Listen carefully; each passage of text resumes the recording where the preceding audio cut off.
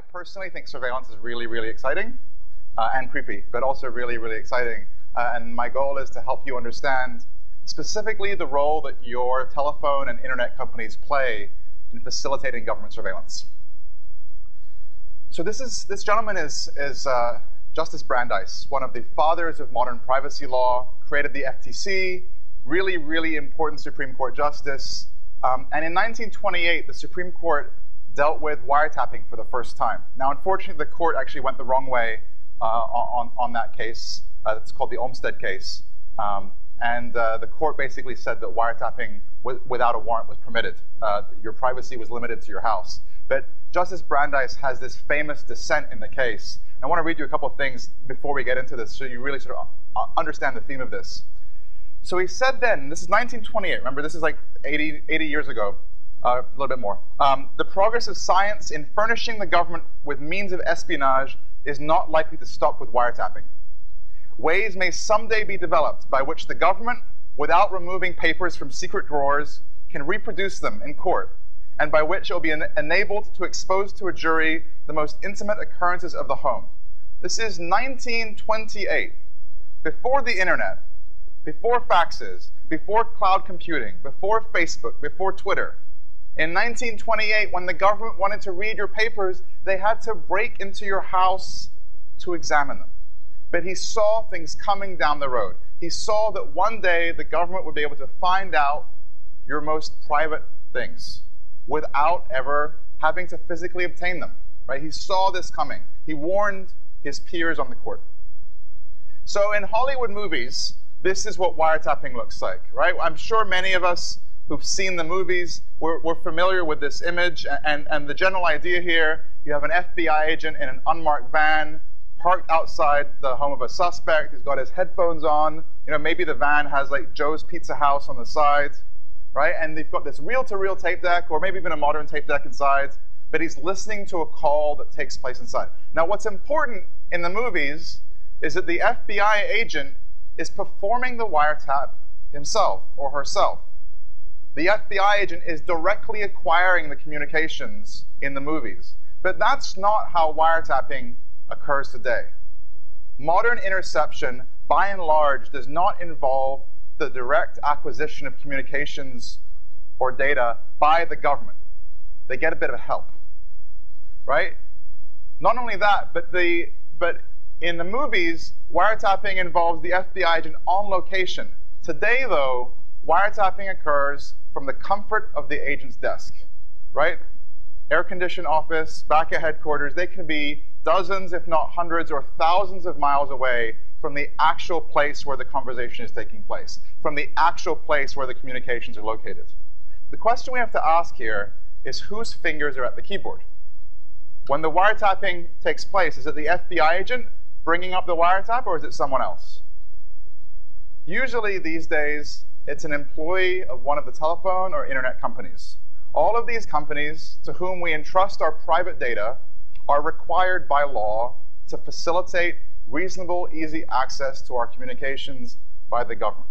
Now, the telephone companies have been regulated for a lot longer time, for many years, and the interception laws for telephone communications are far more onerous and robust. So the telephone companies have to provide sort of real-time communications, what we call wiretaps, where internet companies like Google and Facebook are only required to provide intercept or access to data they've already stored. But the important thing is that all of these companies have to provide access to our communications to the government. And so you end up with this weird situation where the companies to whom we entrust our data are the ones who are in fact facilitating the surveillance of our data. The companies that we trust are in fact assisting in the violation of that trust.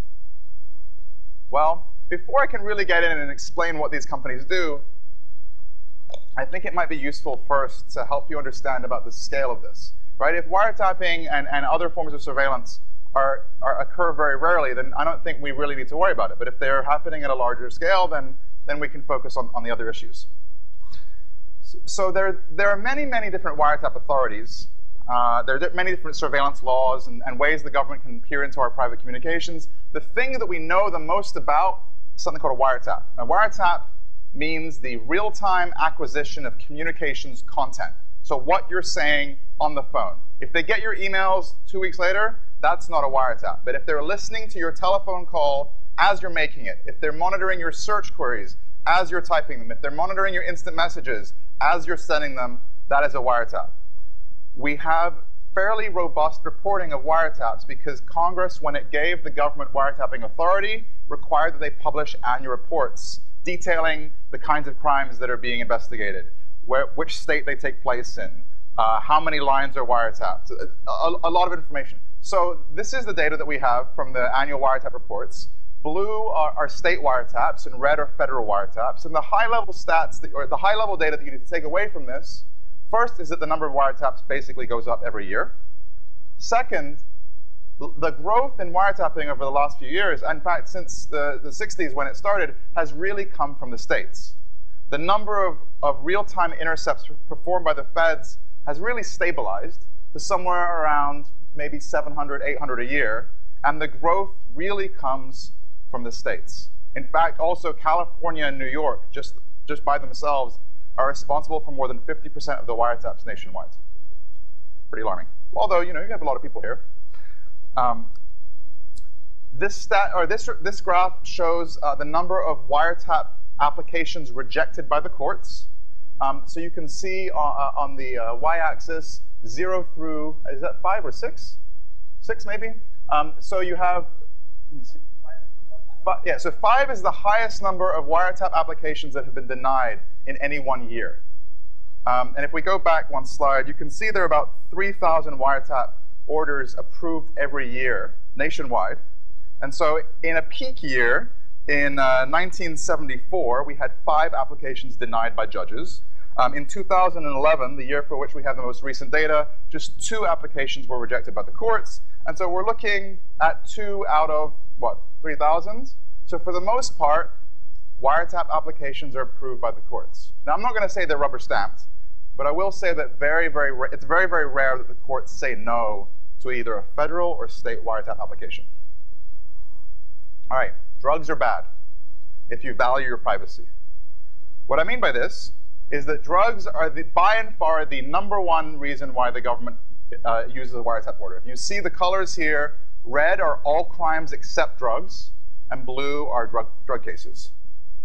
If you are engaging in any kind of crime other than drugs, there is a low chance that you'll be wiretapped.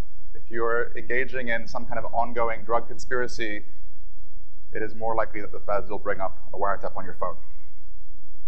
What this means then is if you're going to break the law and you don't want to be wiretapped, you should stick with something safer, like murder, bribery, or extortion. And I think these numbers really speak for themselves, right? So of the 2,732 wiretaps in 2011, we have 2,334 drug-related wiretaps. The war on drugs leads to the surveillance state we live in. Now, there are many reasons for this. I think that generally, if you commit a murder, you're probably not going to talk about it on the phone. But ongoing drug conspiracies naturally lend themselves to telephone-based interception, right? People talk about what they're doing. You have to arrange the next shipment. Maybe you deal with your customers, your suppliers, whatever. Those are things that can be easily wiretapped. Whereas, burning down a building, you're generally not going to talk about it on the phone. What's also really interesting is the location where the wiretaps take place. This is really a story of the changing of technology. So red are the homes, businesses, and multiple locations. Green is sort of an other, and blue are mobile phones. And so what happened is that, in 1987, when we first started getting data, the vast majority of wiretaps were for people's homes and businesses. You can see going along over the first few 15, 20 years, that this green field started growing and growing, and those were fax machines and pagers, and also this new device, the cell phone. Eventually, the cell phone intercepts become so large that they have to break this category out by itself, and we get to where we are now, where cell phones are, I think, maybe around 95% of all wiretaps. What this means then, yeah? You have a question? No?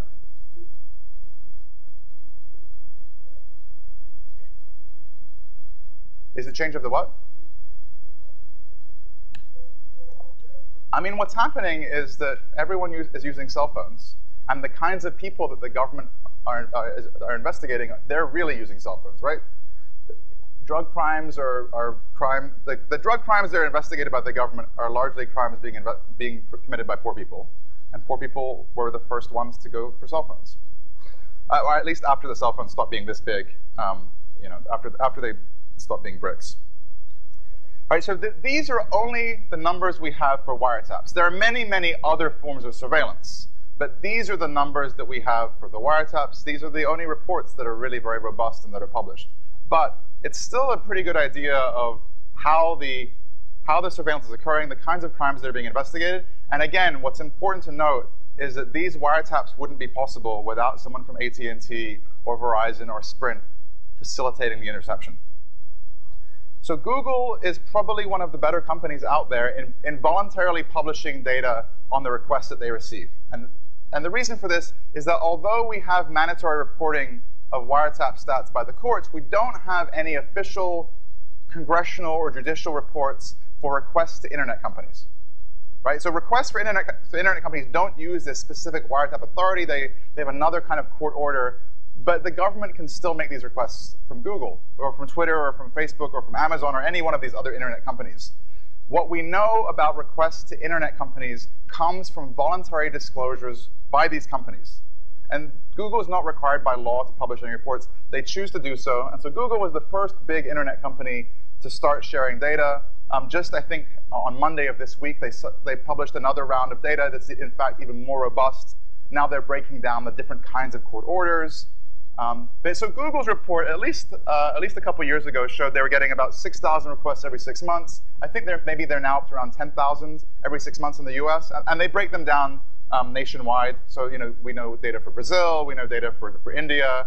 I think China is considered a state secret, so they don't publish Chinese data. But we do at least have this interesting set of data. And of course, the first thing to note, as I said before, there's around 2,800 to 3,000 wiretaps a year. The number of requests that Google receives in 6 months is much larger than the number of wiretaps performed nationwide. Wiretaps, in fact, are relatively difficult to get. The threshold required before a judge will give you a wiretap order is fairly high, and the threshold required before an internet company can be forced to hand over your email is fairly low. Right? And so where the work is easier, you get more of those kinds of requests. Twitter also followed Google's lead, suddenly started publishing data. And so we have data from Twitter, we have data from Google, we have data from Dropbox, and a couple of small companies. Missing right now, and what we would very much like to have, is data from Facebook. Unfortunately, the company is not sharing this information. It would be great if they did, but unfortunately right now they don't have anything that's public. But what we were missing for a long time was data from the phone companies, right? And it's not just the wiretaps the phone companies can perform, right? Stored text messages, location data from cell phones, information about who you've called, when you've called, how long you've been on the phone. Telephone companies have a lot of information. In many cases, the information they have is even more sensitive than the information that companies like Google would have, right? Your cell phone is with you at all times. It's by your bed, it's in the office, it's maybe in the bathroom with you. The phone companies, and you're using it, in many cases at all times. The phone companies have extremely private and intimate data, so it's going to be really interesting to find out what the phone companies are doing and what they're sharing. Well, we learned last year that the phone companies get 1.5 million requests a year. Again, there's no reports for this, no official reporting, but Ed Markey, a congressman from Massachusetts, sent letters to all the phone companies and said, tell us how many requests you're getting. They're getting 1.5 million of these. Sprint, which is the third largest phone company, receives 500,000 subpoenas a year. And a subpoena is it's the lowest form of request the government can do. FBI agents have like a pad of subpoenas on their desk in the same way that a doctor would have a pad of prescriptions, and they can just write one and then tear it off and send it in to a telephone company or an internet company. So these telephone companies are receiving a staggering number of requests a year. Now think about this. How do you deal with 1.5 million requests a year? How do you... U.S. companies getting requests from U.S. companies receiving requests from U.S. law enforcement agencies. These numbers do not include intelligence agencies. This doesn't include the NSA. This doesn't include the CIA. This isn't about terrorists.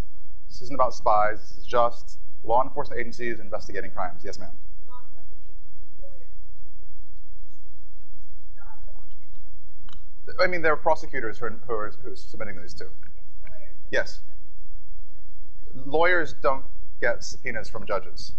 Subpoenas are issued by law enforcement agencies. Lawyers get court orders from, so there are several kinds of court order that you can get for surveillance. One is a Rule 41 search warrant, which you would get from a judge based on a showing of probable cause. You can also get an order issued under 18 U.S.C. 2703D, commonly known as a D order, which is relevant and material to an ongoing investigation. You need a D order for non-content information and a search warrant for content. So the what you say is a search warrant. A D order is to whom you say it to.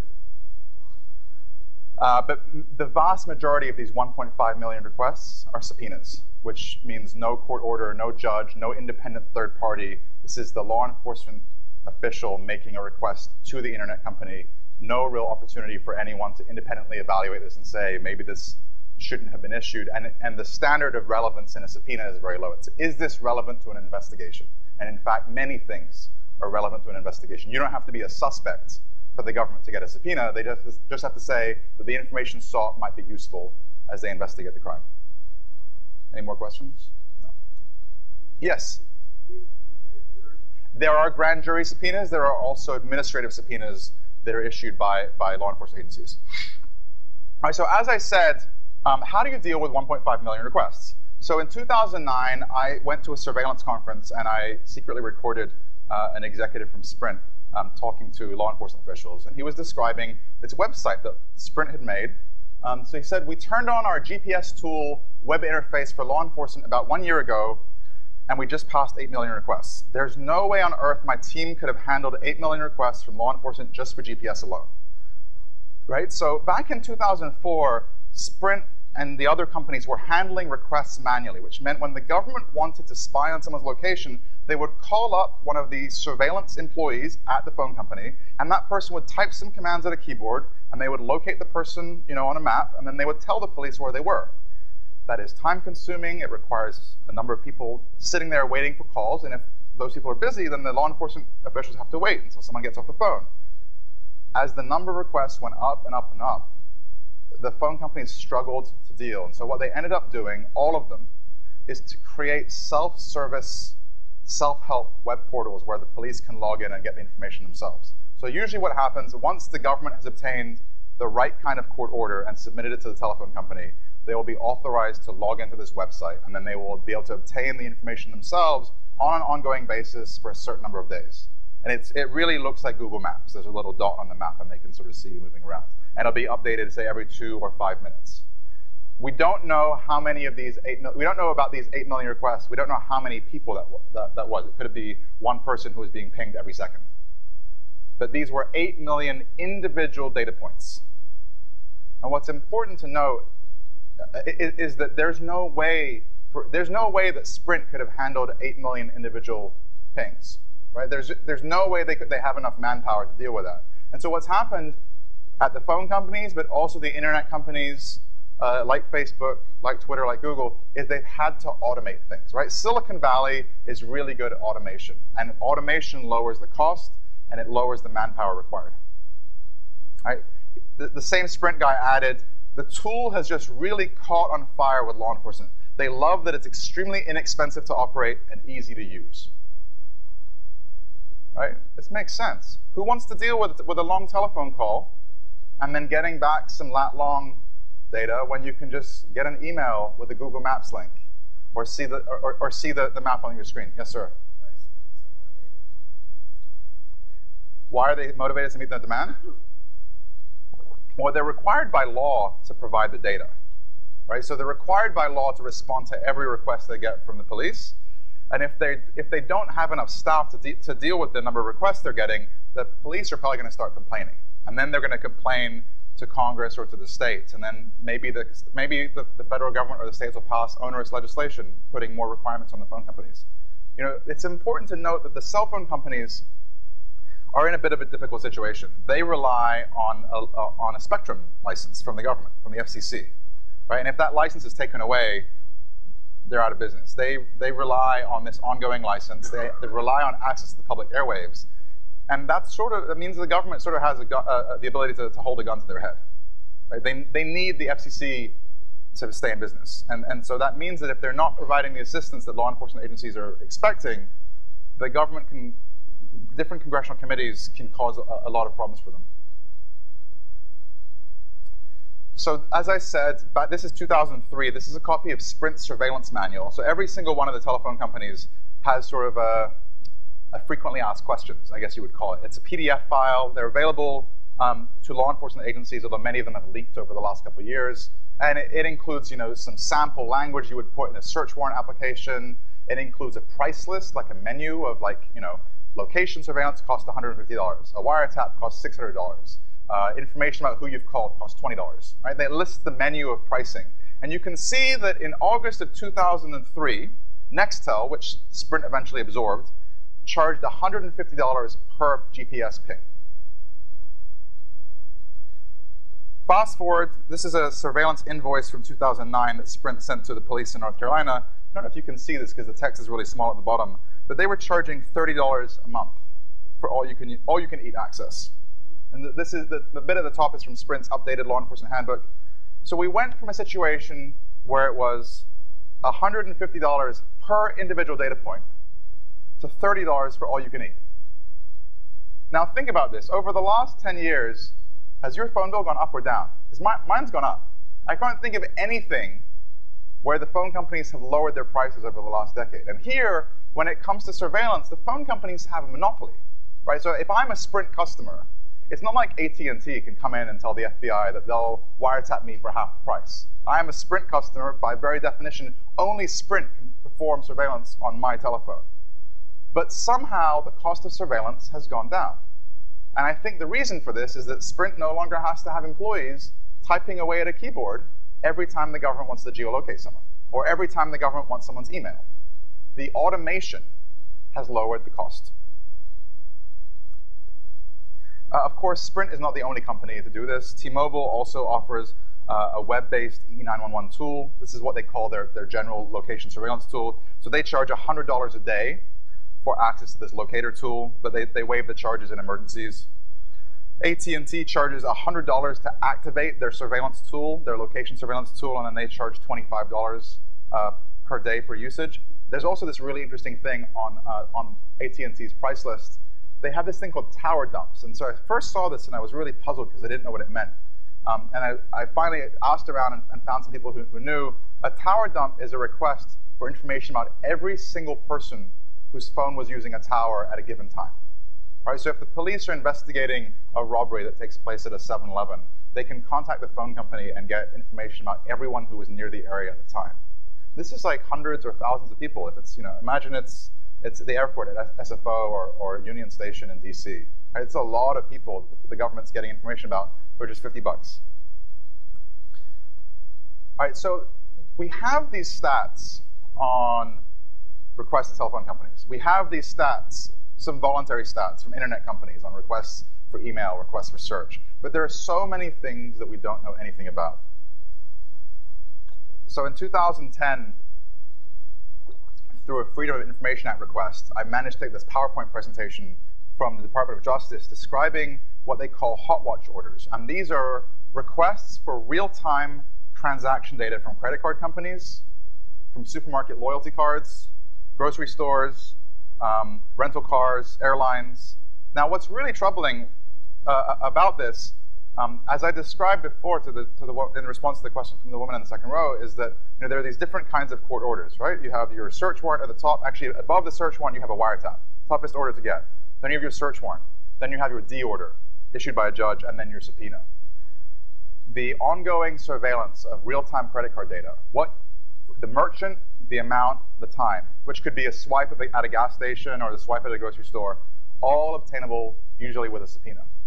We don't really know very much about this. We can assume that it's happening with some degree of frequency, but we really know nothing about it. There are no official reports about surveillance performed or effectuated by the banks, requests to the travel agencies or the airlines. We really just know nothing about it because Congress hasn't required that there be any publication of stats, and these companies are not as progressive, at least with regard to privacy, as the internet companies. I mean, for all the criticism that Google receives in the area of privacy, when it comes to sharing data with law enforcement, they're actually pretty open, right? The banks, I've been contacting a lot of the banks in the last few months to try and get them to voluntarily publish data, and they've either all ignored my requests or told me to get lost. And so you can see that this is the second page of the PowerPoint. You can see that the preferred way of obtaining hot watch information is an administrative subpoena with an additional gag order from a judge. So that the subpoena authorizes the disclosure of data, the gag stops the bank from telling you, if the bank wanted to tell you in the first place. All right, so hopefully you understand a little bit about sort of the scale of surveillance, and you understand that the companies to whom you're entrusting your private data are the ones performing the surveillance. Well, why are we not living in a surveillance state, right? Or maybe we are, but why isn't the government collecting every email about every person? Why isn't the government tracking the movements of every person at all times? Well, two things protect us from a surveillance state. The first is the law, right? The first are the laws set by Congress and interpreted by the courts, and in theory, these things should stop the abuse of surveillance authorities. Well, the problem is that the main law that's on the books, the main law that regulates government access to electronic communications, is called the Electronic Communications Privacy Act. And this was written in 1986. Right, this was written in an era before Facebook, before Google, before cloud computing. If you had an email account in 1986, you probably had a 1 megabyte inbox. And because of the fact that this law is so hopelessly out of date, it reflects sort of the way that communications tools were used in those days. The way the law is currently written, if you have an email on a server that's more than 180 days old, it's basically abandoned. Because in 1986, who left emails on servers for more than 180 days? Right? And so this law is hopelessly out of whack. You know, back in 1986, if you had a cell phone, it looked like this. It didn't have a very long battery, but I guess my phone today doesn't have a particularly long battery. If you had an email account, it was probably provided by CompuServe. And Congress just hasn't updated these laws. And so really, the law is not doing a very effective job of protecting us from a surveillance state. But the law is not the only thing that protects us from a surveillance state. The other thing is the expense or difficulty of surveillance, right? When tracking someone is expensive, the government won't do very much of it.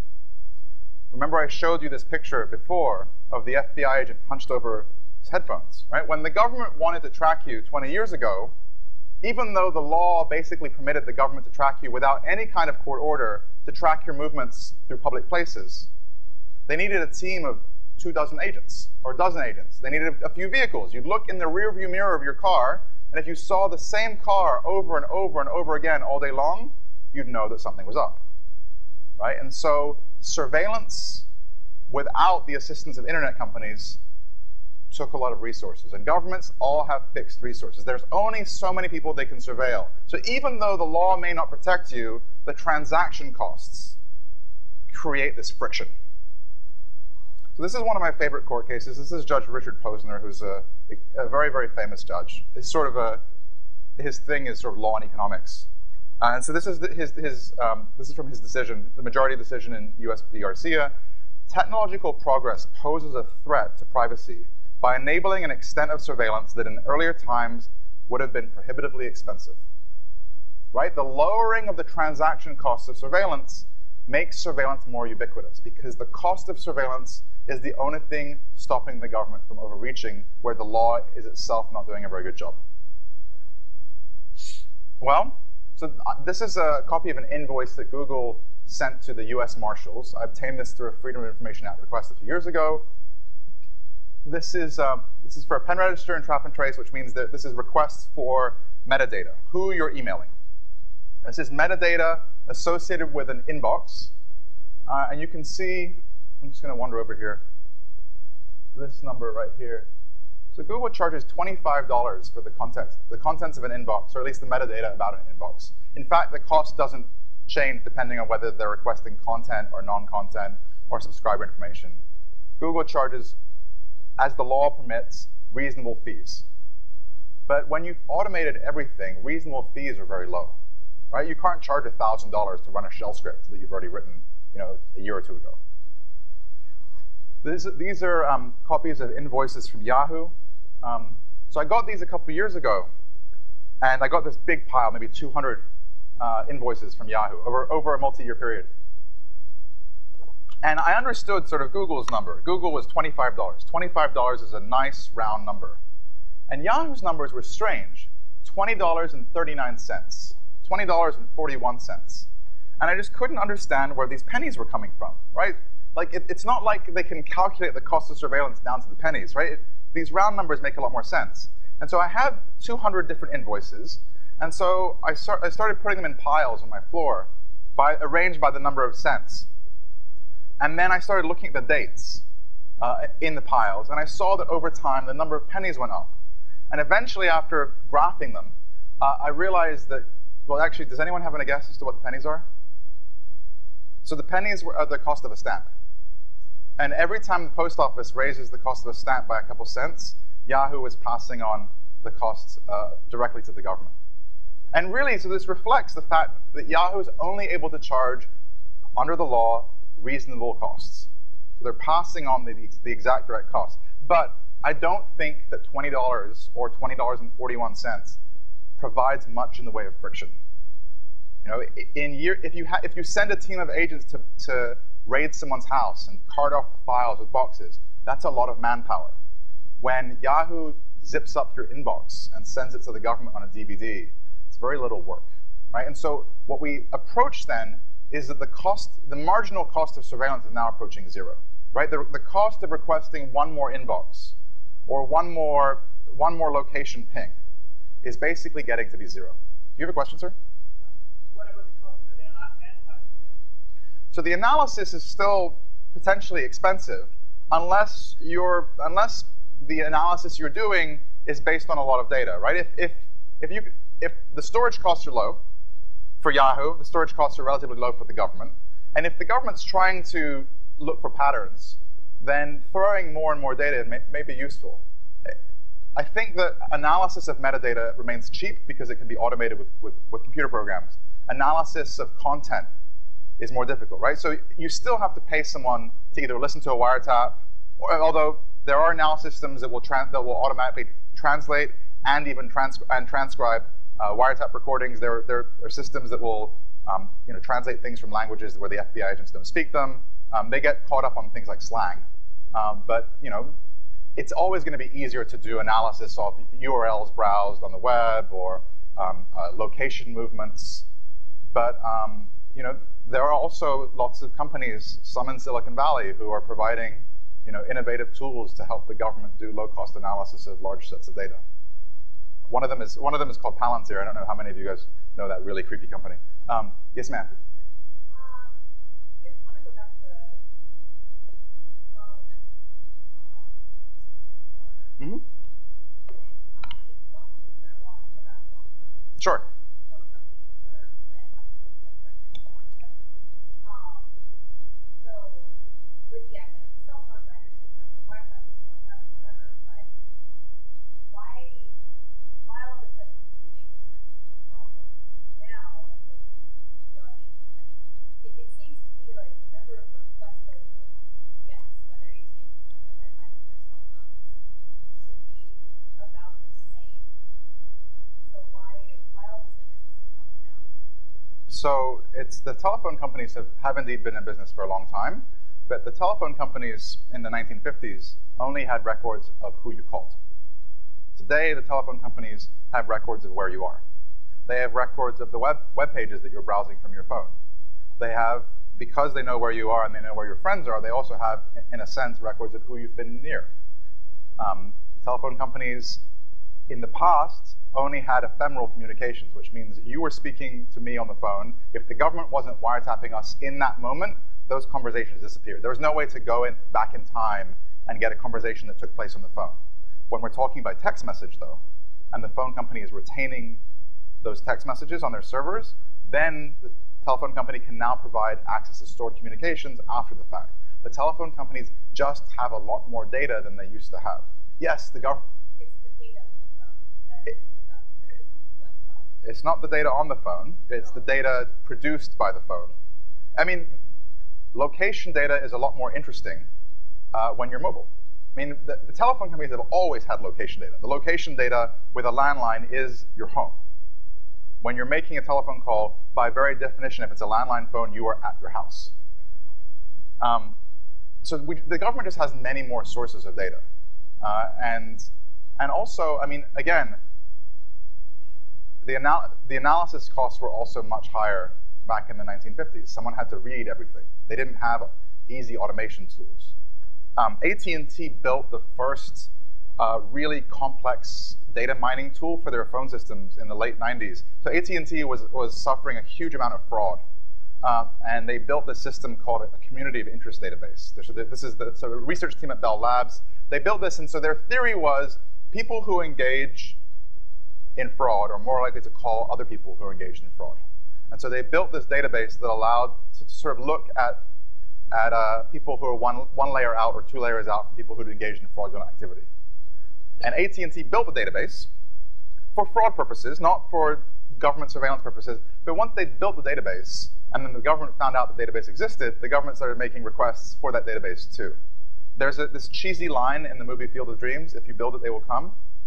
And if you build a sophisticated surveillance tool, it's going to be useful, right? You can't blame the FBI agents who found out about the existence of this tool. It was better than anything they had. And just the depth, the quality of the analysis tools have also gotten better over time. All right, so I've described the kind of data the companies can hand over. I've described a little bit about the scale, and from what we know, the kinds of cases the kinds of crimes that are being investigated. But not all companies are equal. The companies are not equal with regards to privacy. Some companies, will take a stronger pro-privacy position than the government, and some companies will hand over everything the moment they get a request. I mean, in general, the telephone companies seem to throw things down and don't want to fight, and the internet companies seem to want to fight a bit more. And why that is a topic for a long conversation. It's tough to prove things either way, but the telephone companies really don't seem to fight. Regardless, once the telephone company or the internet company or the social networking company receives a request, there's not really much they can do. They have to hand over the data if the request is valid. Now, if the government requests the contents of your emails and they have a subpoena, the company can say, no, no, no, we only hand over emails with a search warrant. But if the government has the right kind of order, it doesn't matter whether the company is pro-privacy or pro-government. It doesn't matter whether the company wants to fight or doesn't want to fight. They have to hand the data over. Right? But companies do have flexibility in other areas. There are ways for companies that value and protect privacy to look out for their users. One of those ways is transparency. Right? So I mentioned before that Google and Twitter put these reports online. It's a great thing, right? And they're not required to do that by law. Right? The other thing they can do, in addition to sort of telling the public at large, is to tell the person who's under surveillance. Now that might sound sort of counterintuitive, right? Because if the phone company tells you the government's wiretapping you, you're probably not going to say anything incriminating on the phone. And so generally, many requests that the government submits are accompanied by a gag order. There's nothing the company can do. But not all requests are accompanied by a gag order, particularly requests for stored communications. If the emails have already been sent and they're sitting on a server, there's no way for you to take them back. And so frequently, particularly when the government uses a subpoena, this lowest form of legal process, usually the companies can tell the user. Right? And so companies must hand over the data, but telling the user is optional. It's left up to the companies when there's not a gag. Unfortunately, most companies don't tell the user anyway. Most companies, particularly the telephone companies, don't want to tell you. They don't want to deal with a customer calling up and complaining to customer service. Right? They don't want to deal with negative press. But some companies actually tell their users. And the companies that have taken the lead in this space, unsurprisingly, are Google and Twitter. Twitter's, in fact, a little bit better than Google on this point. Just, I think on Friday of last week or Monday of this week, Twitter's latest transparency report even reveals stats on the percentage of users who they've told about requests. Twitter's policy is basically to always tell users unless prohibited by law. And so both of these companies have taken the position that where the law allows them to, they will tell the user about the request and give that user the opportunity to hire a lawyer and fight the request. And I think this is a really, really cool thing. They're not, again, this is not something they're required to do by law. It probably costs the companies more money, but they're choosing to do this. Maybe some of you read a couple years ago, Twitter received a series of requests about 3 or 4 individuals associated with WikiLeaks, one of whom was a US citizen. Has Jake Applebaum spoken here? No, so Jake is one of them. He's the only US person. There's a Dutch programmer and an Icelandic member of parliament, and then Julian Assange, and I think maybe even Bradley Manning. All of their accounts were subject to this investigation. This wasn't a search warrant. The government wasn't seeking the contents of their tweets. They were seeking information about the tweets, from where the people were when they sent the tweets, so IP addresses where they were logged in from. This request was gagged. The government originally sealed the court sealed the order, and Twitter actually went to the government and asked the government to unseal the order so that they could then tell the user. So this is even better than their existing normal policy of telling the user. They went even further and asked the government to unseal the order. They then told the users, and then there was a front page New York Times story, and everyone got interested in it. In October of 2011, we also found out that Google and a small California broadband provider called Sonic.net had both also received requests in that investigation. Both those requests remain sealed.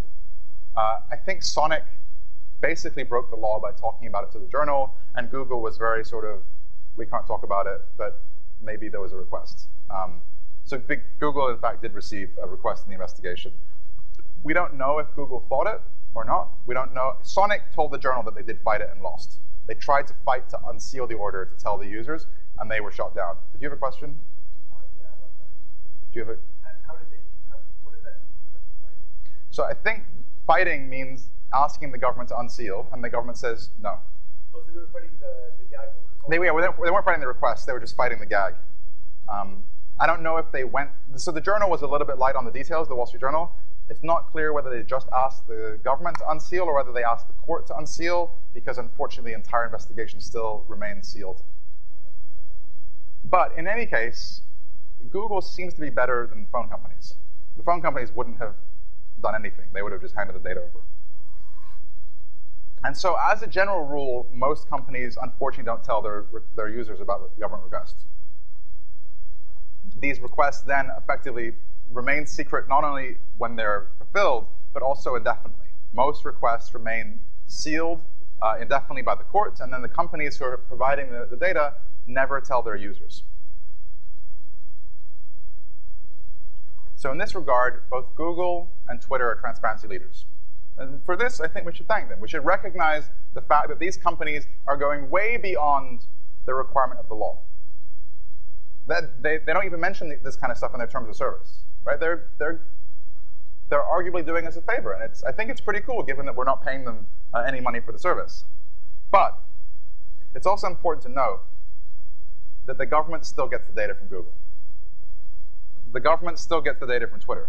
Even though these companies are publishing aggregate stats twice a year, telling us how many requests they're getting, even though they are using encryption so that you can access your Twitter account safely from Egypt, even though they are telling their users about the requests where they can, once they've told you, the government still gets the data.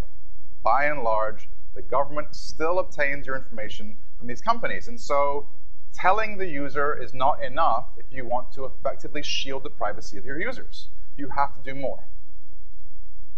The only way to really protect the data from the government, to keep it out of the government's hands, is to not keep it in the first place. Right? Like I said, if you build it, they will come. If you retain it, they will come. If you don't retain it, there is nothing for them to get when they do come. But not keeping data is difficult, particularly in Silicon Valley. Right? So many of the internet companies have published official data retention policies for how long they keep or destroy their data. Google keeps their search records for 18 months, sort of. After a certain period of time, they delete the last octet of the IP address. So an IP address is 4 sets of numbers. After, I think, 9 and then 18 months, they sort of smudge the last 4 digits. And so they provide 1 in 255 degree of anonymity by deleting just that last octet. They never throw away the whole IP address.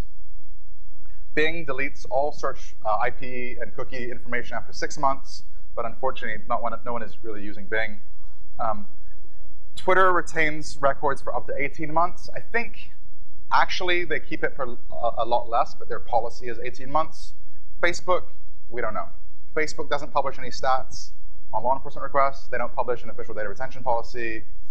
We don't really know a lot about the company, although presumably they are getting a substantial number of requests, and one of the reasons they get that is because they keep data for a long period of time. The telephone companies' data retention policies have really been difficult to understand.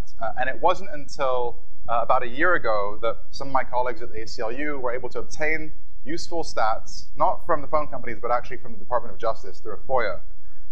So we know that Verizon keeps call detail records. That's who you call for 1 year. T-Mobile keeps them for about somewhere between 2 and 5. AT&T is by far the worst, keeping it for somewhere between 5 and 7 years. Now, it's important to note there is no legal requirement that they keep this data for 5 or 7 years. In fact, all they are required to keep by law are billing records, right? The records that show what you've paid and what you've paid for. And so for many consumers who are paying for all-you-can-eat plans, right? Unlimited voice, unlimited text, unlimited data, in those cases, all the companies are required to keep is the fact that you paid $49.95.